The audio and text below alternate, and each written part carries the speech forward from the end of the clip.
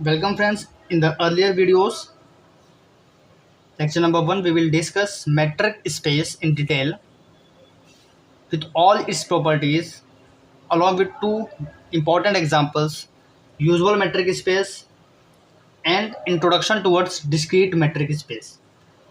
Now we will prove that discrete metric space, which is dxy, is equal to 0 when x is equal to y and 1 when x doesn't equal to y,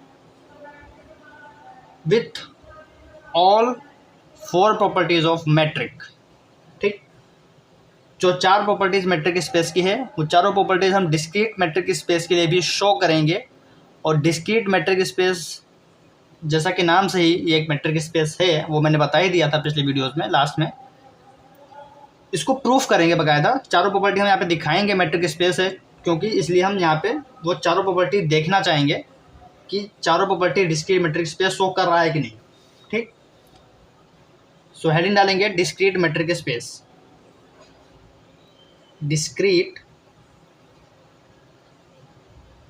metric space, M S stand for discrete metric space. What is this? This is something like dxy is equal to 0, x is equal to y, 1, x doesn't equal to y. When x is equal to y, यानी both of elements are same, then the distance between them will be 0.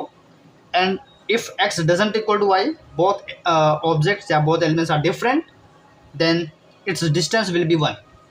So it is discrete metric space. So we will show first property. First property metric space में क्या थी कि d of xy will be greater or equal to 0.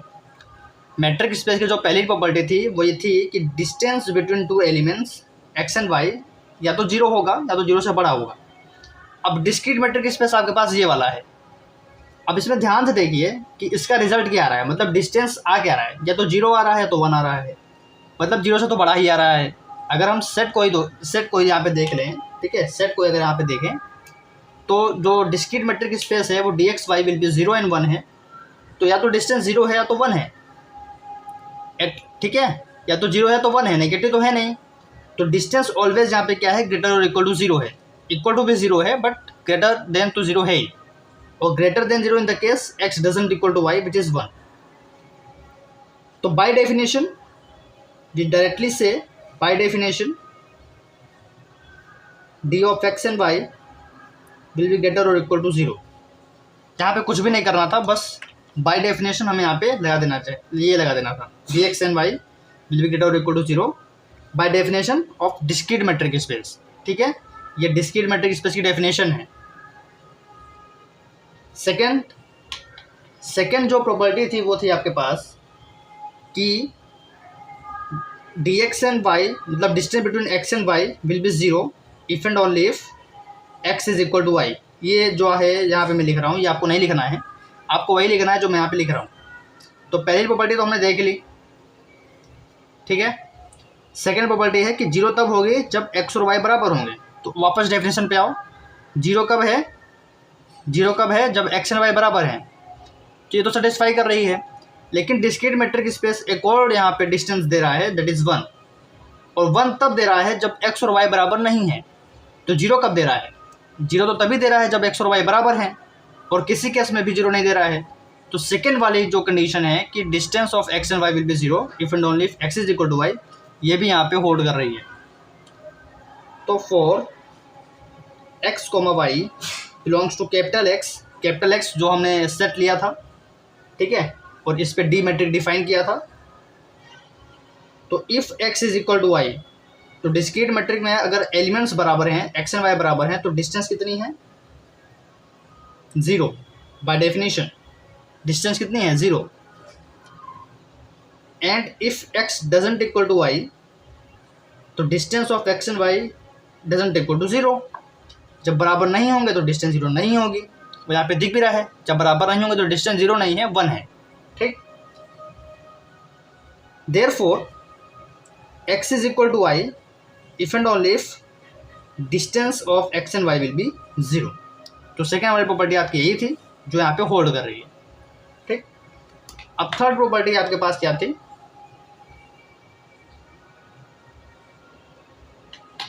Third property थी कि distance of x and y will be equal to distance of y and x. ठीक है, symmetric वाली property थी, तो उसको भी देख लेते हैं। For x comma y belongs to capital X, तो यहाँ पे दो केस बनेंगे। दो केस इसलिए बनेंगे क्योंकि यहाँ पे जो डिस्टेंस आ रहा है डिस्क्रीट मैट्रिक स्पेस में वो या तो 0 आ रहा है या तो 1 आ रहा है। तो पहले हम लोग इसके लिए देखेंगे, फिर हम लोग इसके लिए देखेंगे। ठीक,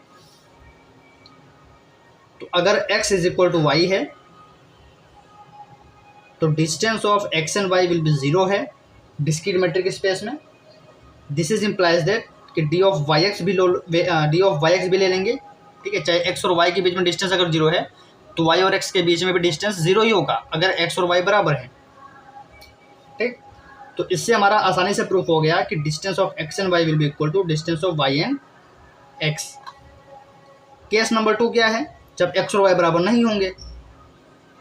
ठीक, अब डिस्क्रीट मैट्रिक में, अब देखो यूजुअल मैट्रिक जो अभी हम लोगों ने पिछले वाले लेक्चर में किया था वहाँ पे हम लोगों ने डायरेक्टली शो कर लिया क्योंकि वहाँ पे ऐसा कोई खास केस नहीं बन रहा था। ठीक, लेकिन यहाँ पे दो डिस्टेंस आ रही हैं, या तो 0 आ रहा है तो 1 आ रहा है। ठीक, तो इसीलिए यहाँ पे दो केसेस बन रहे हैं। ठीक, और ट्राइंगल इनइक्वालिटी जब आप प्रूफ करेंगे तो 5 केसेस बन जाएंगे क्योंकि वहाँ पे आपको एक तीसरा एलिमेंट लेना होता है z। तो x is equal to y doesn't equal to z ऐसा। ठीक है, अभी हम चौथा वाला जो प्रॉपर्टी है ट्राइंगल इनइक्वालिटी, जब उसको शो करेंगे तो मैं आपको भी दिखाऊंगा। पहले इसको कर लेते हैं। If x doesn't equal to y then distance of x and y will be 1।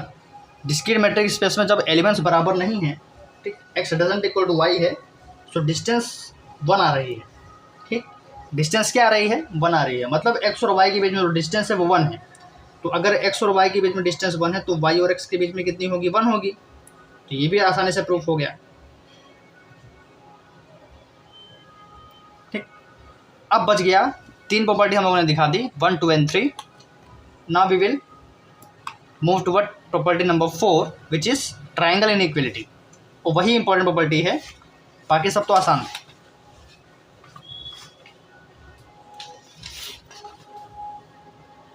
Fourth property is triangle inequality. तो पहले मैं ट्राइंगल इनइक्वालिटी लिख देता हूं ताकि आपको याद भी हो जाए। तो ट्राइंगल इनइक्वालिटी हम लोगों ने पढ़ी है, distance between x and z will be less और equal to distance between x and y plus distance between y and z। So this is your triangle inequality. ठीक, अब डिस्क्रीट मैट्रिक स्पेस में दो कंडीशंस हैं कि अगर x and y बराबर होंगे तो डिस्टेंस कितनी आएगी, 0 आएगी, और अगर x एंड y बराबर नहीं होंगे तो डिस्टेंस 1 आएगी। तो इसीलिए ट्राइंगल इनइक्वालिटी को हम अलग अलग करके दिखाएंगे। ठीक है,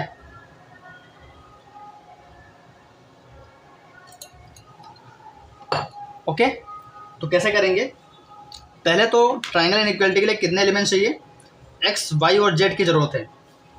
तो let x, y and z belongs to capital X। अब केस 1 अराइज। अब यहाँ पे डिफरेंट केसेस बनेंगे क्योंकि 3 एलिमेंट आ चुके हैं। ठीक, तो पहला केस तो सिंपल से यही बनेगा जब तीनों एलिमेंट बराबर होंगे। अगर हम तीनों एलिमेंट को बराबर कर दें, x is equal to y is equal to z, तो क्या होगा, तो distance between x and z क्या होगा। मैट्रिक स्पेस में अगर एलिमेंट्स बराबर हैं तो डिस्टेंस क्या होती है, सॉरी डिस्क्रीट मैट्रिक स्पेस में, क्योंकि हम डिस्क्रीट मैट्रिक स्पेस के लिए प्रॉपर्टी शो कर रहे हैं। तो अगर एलिमेंट्स बराबर हैं डिस्क्रीट मैट्रिक स्पेस में तो डिस्टेंस कितनी होती है, 0 होती है। ठीक, तो distance between x and y कितना होगा, ये भी 0 होगा क्योंकि जो हम केस लिए हैं वहाँ पे तीनों एलिमेंट्स बराबर हैं। और distance between y and z भी क्या होगा, 0 होगा। ठीक, because you are dealing in discrete metric space. तो अगर हम इन सारी वैल्यूज़ को यहाँ पे रख के देखें तो क्या मिलता है कि distance between x and z which is 0, ठीक, implies distance between x and y plus distance between y and z which is 0 plus 0 which is 0। ठीक, तो distance between x and z यहाँ पे क्या आ गया, distance between x and y plus distance between y and z के बराबर ही आ गया।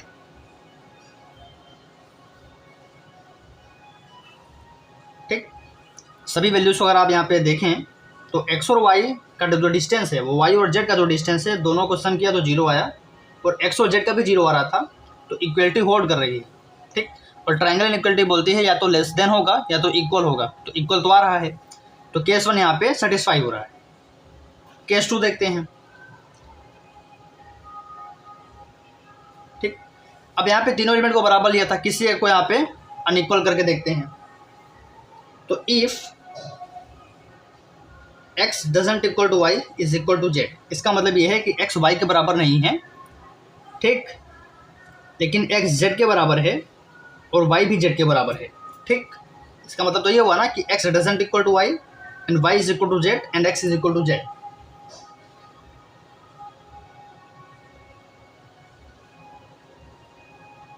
ठीक, तो इसको अगर हम प्रॉपरली लिखें तो यहाँ पे ये कह रहा है कि x एंड y बराबर नहीं है। ठीक, x एंड y आपके बराबर नहीं है, y एंड z बराबर हैं, और x एंड z भी आपके बराबर नहीं है क्योंकि यहाँ पे अनइक्वल का साइन लगा हुआ है।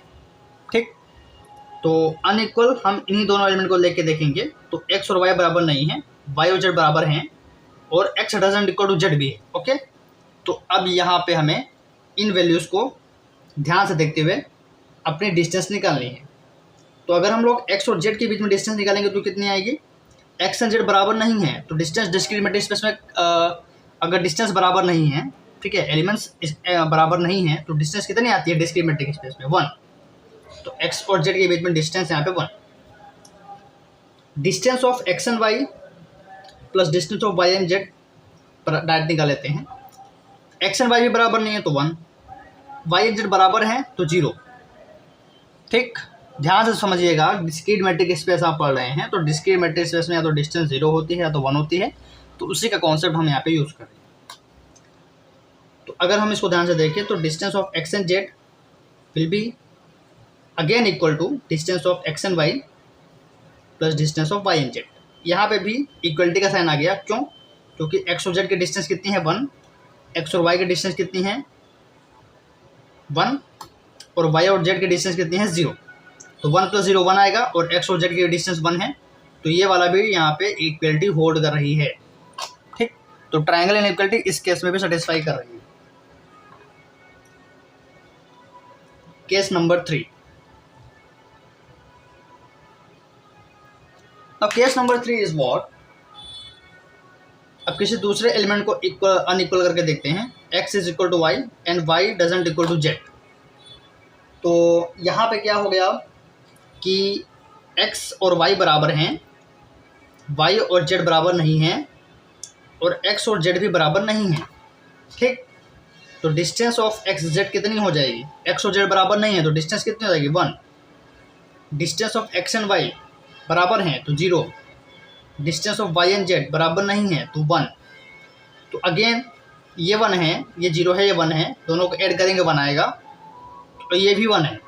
तो distance of x and z यहाँ पे भी क्या हो गया? इक्वल टू आ गया distance of x and y plus distance of y and z। तो इनइक्वलिटी तो अभी भी होल्ड कर रही है। ठीक, ऐसा तो नहीं है ना कि अनइक्वल आ गया। जब अनइक्वल आ जाएगा या ग्रेटर देन आ जाएगा तब यहाँ पे हमारी ट्रायंगल इनइक्वलिटी होल्ड नहीं करेगी। अभी ट्रायंगल इनइक्वलिटी तीनों केसेस में होल्ड कर रही है। अब केस नंबर 4। अभी तक हमने क्या किया? तीनों एलिमेंट को बराबर रखा, किसी एक को अनइक्वल किया, फिर इसको अनइक्वल किया z वाले को, इसी तरीके से y को भी अनइक्वल कर सकते हैं। देखो कैसे।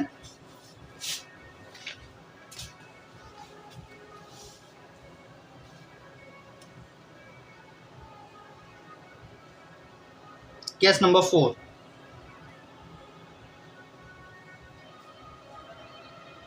If x does not equal to y, अब y को अनइक्वल कर रहे हैं, y doesn't equal to z, पर इस केस में x और z बराबर होंगे, यानी कंडीशन कुछ ऐसी है कि x is equal to z doesn't equal to y। y यहाँ पे डिफरेंट हो गया है। ठीक, पहले वाले केसेस में सभी बराबर हैं, दूसरे वाले केसेस में x को अनइक्वल किया बाकी दो एलिमेंट के रेस्पेक्ट में, फिर तीसरे वाले केस में z को अनइक्वल किया बाकी दो एलिमेंट के रेस्पेक्ट में, अब यहाँ पे y को अनइक्वल कर रहे हैं। ठीक, तो distance of x and z कितना हो जाएगा फ्रेंड्स? एक्स एंड जेड की डिस्टेंस यहाँ पे सॉरी एक्स एंड जेड बराबर है तो डिस्टेंस आ जाएगी आपके 0। ठीक है, क्लियर है। एक्स और वाई की डिस्टेंस बताइए 1 और वाई और जेड की डिस्टेंस बताइए 1। तो अब यहाँ पे क्या हुआ हमें, जब हम distance of x and y देख रहे हैं plus distance of y and z देख रहे हैं तो ये आ रहा है 1 + 1 which is 2। X and y की डिस्टेंस कितनी है 1, यहाँ पे भी 1 तो 1 + 1 2। तो ट्राइंगल इनइक्वालिटी कहती है कि distance of x and z will be less और इक्वल टू होना चाहिए distance of x and y plus distance of y and z. तो ये वाली ट्राइंगल इनइक्वालिटी भी यहाँ पे इस केस में भी होल्ड कर रही है। ठीक, क्योंकि एक्स और जेड की डिस्टेंस तो 0 है, एक्स और वाई की डिस्टेंस तो 1 है और वाई और जेड की डिस्टेंस 1 है, दोनों को सम किया 2 तो 0 इज लेस देन 2 तो सही है, 0 इज लेस देन 2 सही है। अब एक आखिरी केस बनेगा जब तीनों ही एलिमेंट बराबर नहीं है। ठीक, तो इस केस में क्या हो जाएगा, एक्स एंड जेड की डिस्टेंस कितनी हो जाएगी 1, एक्स एंड वाई की डिस्टेंस कितनी हो जाएगी 1 और वाई एंड जेड की डिस्टेंस कितनी हो जाएगी 1। तो यहाँ पे भी ट्रायंगल इनइक्वालिटी होल्ड कर जाएगी क्योंकि एक्स और जेड की डिस्टेंस 1 है और यहाँ पे इन दोनों की 1 1 है तो दोनों को ऐड करेंगे 2 आएगा तो 1 इज लेस देन 2। तो यहाँ पे जो इनइक्वालिटी होगी वो ये वाली होगी, distance of x and z will be less than distance of x and y plus distance of y and z. So in all these cases triangle inequality hold. ठीक, therefore distance of x and z will be less or equal to distance of x and y plus distance of y and z. ठीक, hence all properties are proved. ठीक, तो जो distance x and y या तो 0 होगा या तो 1 होगा। 0 कब होगा, जब एक्स और वाई बराबर होंगे। 1 कब होगा, जब एक्स और वाई अनइक्वल होंगे। तो वो जो डिस्टेंस, वो जो सेट था that is discrete metric space, क्योंकि हमने यहाँ पे सभी प्रॉपर्टीज को सेटिस्फाई करवा के देख लिया है। So that is discrete metric space. तो एग्जाम में भी आपको यही करना है। ठीक, कब करना है, जब प्रूफ करने को आए कि हाँ शो करो कि डिस्क्रीट मेट्रिक स्पेस बनाता है। सिर्फ लिखने को आ रहा है कि write an example of discrete metric space, या थोड़ा सा एक्सप्लेन करने को बोल रहा है। ठीक, डिफाइन करने को बोल रहा है तो सिर्फ आप डेफिनेशन दोगे, शो करने को बोल रहा है, एक्सप्लेन करने को बोल रहा है, तब आप यहाँ पे पूरा एक्सप्लेन करके दिखाएंगे। और प्रोसीजर यही है, इसके अलावा और कोई शॉर्टकट रास्ता नहीं। ठीक, तो थोड़ा सा आप ट्रायंगल इनइक्वालिटी वाला जो स्टेप है प्रॉपर्टी नंबर 4, बस उसी को आपको ध्यान देना है। बाकी तीनों प्रॉपर्टी तो एज इट इज यहाँ पे हो जाती है। ठीक, अब थोड़ा सा और एक्स्ट्रा एग्जांपल की बात कर लेते हैं जो मैट्रिक स्पेस से रिलेटेड है। तो अभी तक हम लोगों ने किस किस की बात की है एग्जांपल्स में, यूजुअल मैट्रिक की बात करी है। मैं आपको रिवाइज करवा देता हूँ, क्या पढ़ा था हमने इसमें, d x and y will be equal to mod of x minus y, और एक्स और वाई एलिमेंट जो होंगे एक्स में हों।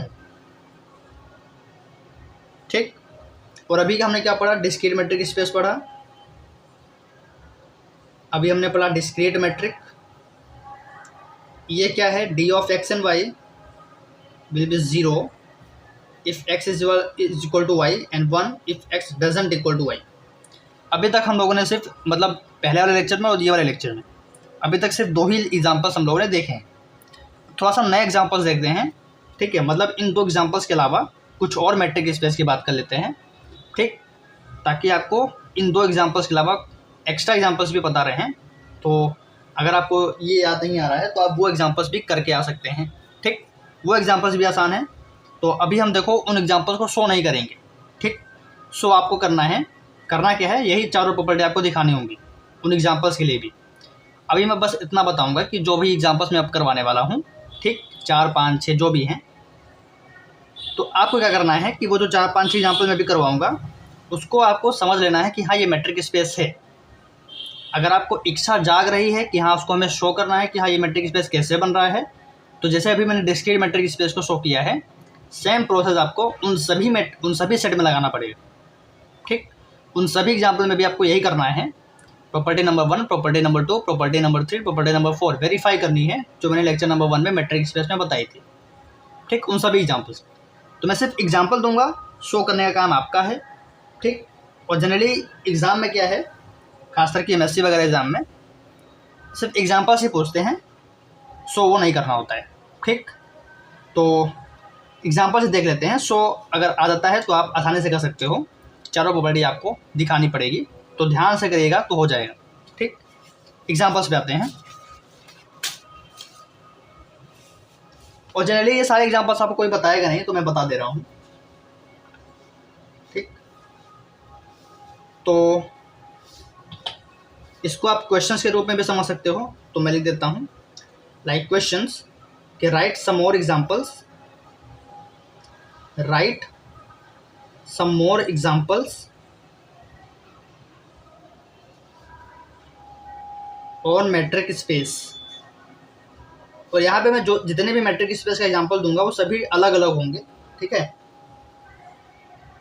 और हम स्पेस ले रहे हैं, आर पे डिफाइन कर देते हैं और R2 में भी बात कर लेते हैं। ठीक, R और R2 में बात कर लेते हैं। तो जब मैं R2 में बात करूंगा एग्जांपल से, तो आप वही R3 में भी अप्लाई कर सकते हो, बस एक एक्स्ट्रा एलिमेंट आ जाएगा Z। ठीक, पहला एग्जांपल है हमारे पास, पहला एग्जांपल आपका यूजुअल मैट्रिक। अगर मैं अभी R की बात कर रहा हूँ, ठीक है, अभी मैं किसकी बात कर रहा हूँ, रियल नंबर पे। ठीक, R सेट पे, रियल लाइन पे। तो पहला एग्जांपल यूजुअल मैट्रिक जो भी हमने पढ़ के आए हैं, क्या होता है कमेंट करके बताइए। D of x and y will be equal to mod of x minus y. Very easy, very simple. ठीक, अब इसके अलावा कुछ और एग्जांपल्स होते हैं। एक तो आपका ये हो गया, और एक आपका डिस्क्रीट मैट्रिक भी होगा, इसको भी लिख लो। जो भी आप 2 पढ़ के आए हो वो इसमें आएगा, उसमें कोई शक नहीं है। तो डिस्क्रीट मैट्रिक भी होगा, इसको D1 मान लो, तो इसको D2 मान लेते हैं। D2 x एंड y क्या होगा यहाँ पे, 0 1, x is equal to y, x doesn't equal to y. तो ये 2 एग्जांपल आपके हो गए रियल नंबर पे।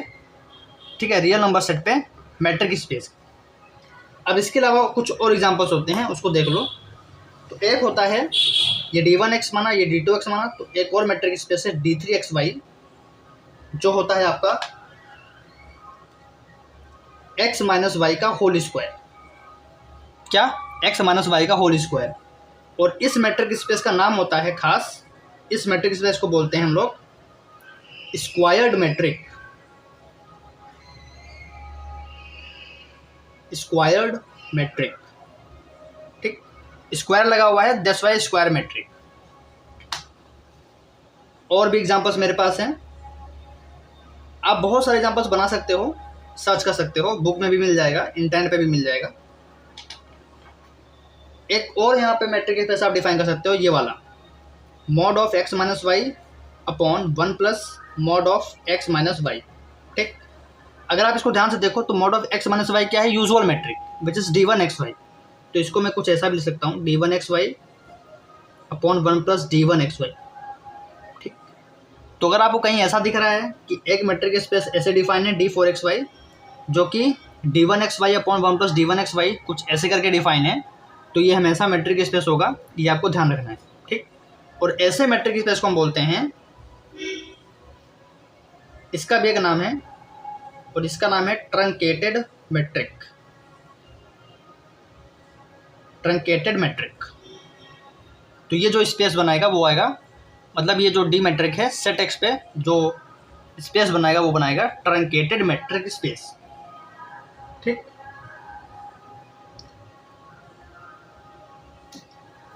तो ये 4 इंपॉर्टेंट एग्जांपल्स हैं जो आपको आर सेट पे ध्यान देने हैं। ये भी मैंने आर पे बताया है। अब हम R2 पे देखते हैं। ठीक है, अब हम देखते हैं R2 पे। R2 मतलब 2 डायमेंशनल स्पेस। तो R2 में मतलब 2 कोऑर्डिनेट आ जाएंगे, पेयर में एलिमेंट आएंगे। तो कैसे आएंगे देखो जरा। तो यहाँ पे पहली मैट्रिक होती है यूक्लिडियन मैट्रिक। यहाँ पे जो हम पहली मैट्रिक देखते हैं वो होती है यूक्लिडियन मैट्रिक, जो आपको कॉलेज में भी बताया गया होगा। What is Euclidean metric? तो this is D1 x1 y1 x2 y2। अब आप R2 में हैं इसलिए मैंने 2 एलिमेंट्स लिए हैं। और यूक्लिडियन मैट्रिक होती है अंडर रूट में x1 माइनस x2 का whole square plus y1 minus y2 का whole square, this is Euclidean metric. ठीक, दिस इज यूक्लिडियन मैट्रिक। ये भी आसान है, अंडर रूट में आपको स्क्वायर लेना है एलिमेंट के डिफरेंस, देन ऐड करना है। सेकेंड मैट्रिक है टैक्सी-कैब मैट्रिक। जनरली बच्चों को यहाँ पे क्या होता है, स्टूडेंट को यहाँ पे मैट्रिक के नाम याद नहीं रहते हैं, तो कभी कभी बुक वगैरह में सीधे नाम से लिखा देता है कि this is taxicab metric, this is Euclidean metric, this is truncated metric. तो मैं यहाँ पे मैट्रिक भी दिखा रहा हूँ, मैट्रिक भी लिखवा रहा हूँ और फिर उसका नाम भी बता रहा हूँ। ठीक है, ताकि अगर आप इसको कहीं फेस करें तो समझ पाए कि हाँ ये वही मैट्रिक है जो यहाँ पे मैं लिखवाया हूँ। टैक्सी-कैब मैट्रिक क्या होती है, d2xy d2x1y1 सॉरी R2 में है आप, तो d2x1y1 x2y2, ये होती है x1 माइनस x2 का mod plus y1 minus y2 का मॉड। ठीक, पहले इसका मॉड ले लिया, फिर इसका मॉड ले लिया। अभी आपको कुछ ऐसा लग रहा होगा कि हाँ ये एक यूजुअल मैट्रिक है, ये एक यूजुअल मैट्रिक है, दोनों यूजुअल मैट्रिक को हम सम कर रहे हैं, तो ऐसा कह सकते हो, कोई बहुत बड़ी बात नहीं है। तो टैक्सी-कैब मैट्रिक आपका दो यूजुअल मैट्रिक का सम हो सकता है। ओके, या किन्हीं दो यूजुअल मैट्रिक को आप जोड़े तो एक नया मैट्रिक बना सकते हो।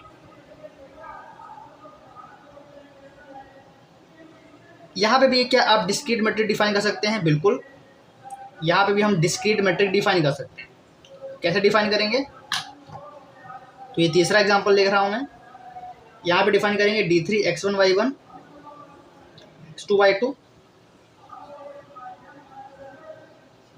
डिस्क्रीट मैट्रिक में तो दो ही रिजल्ट आते हैं, या तो 0 या तो 1।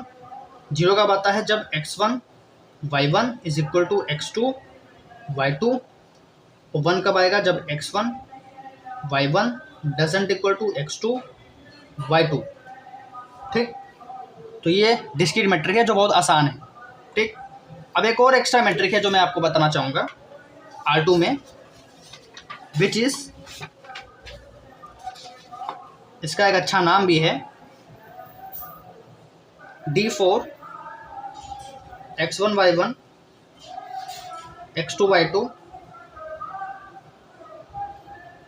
Maximum of mod of x1 minus x2 mod of y1 minus y2। ठीक, जो भी आपने टैक्सी-कैब मैट्रिक पढ़ा, mod of x1 minus x2 plus mod of y1 minus y2, तो उन्हीं दोनों का जो मॉड है x1 माइनस x2 का, y1 माइनस y2 का, इन दोनों का जो मैक्सिमम ले लूँगा।